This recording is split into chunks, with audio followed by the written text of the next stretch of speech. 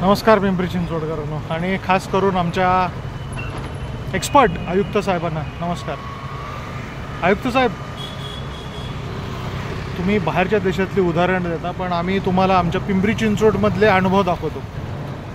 आपण आत्ता आहोत भुसरी MIDC मध्ये आणि हे पावसाळी ओढे ह्याला स्ट्रॉम लाईन्स म्हणतात आणि याच्यातून हा बघू शकतो, हा सगळा सिवेज वॉटर फ्लो येत हा पुढे हा पवण्याला जाऊन मिळतो. ह्या ओढ्याला जर फॉलो केलं तर फन रेसिडेन्सी जे हॉटेल आहे त्याच्या पाठीमागची साईड आहे किंवा संजय हुंडाईचं जे शोरूम आहे, सर्व्हिस सेंटर आहे, त्याच्या बाजूला इथे मी डेंटिंग शॉप थोडासा एरिया पॅन करून दाखवतो मी आत्ता कुठे. आणि हे इकडे पुढे सगळं चाललं आहे. पण हा येणारा हा कंटिन्युअस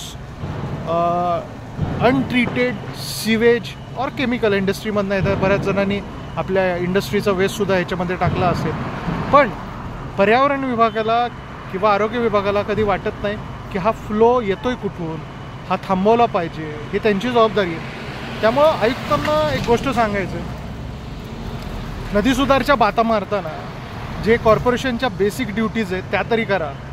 तुमची हुशारी, तुमचं शिक्षण तिथे दाखवा, नाही त्या गोष्टीत पडू नका.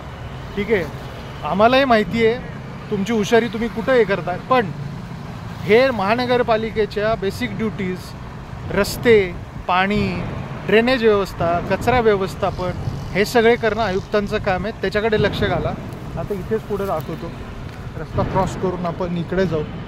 हे बघा, ही अवस्था बघा काय, हां हे नाल्याची अवस्था बघा. हे बघा, हे सगळं अनट्रीटेड सिवेज इथे आहे.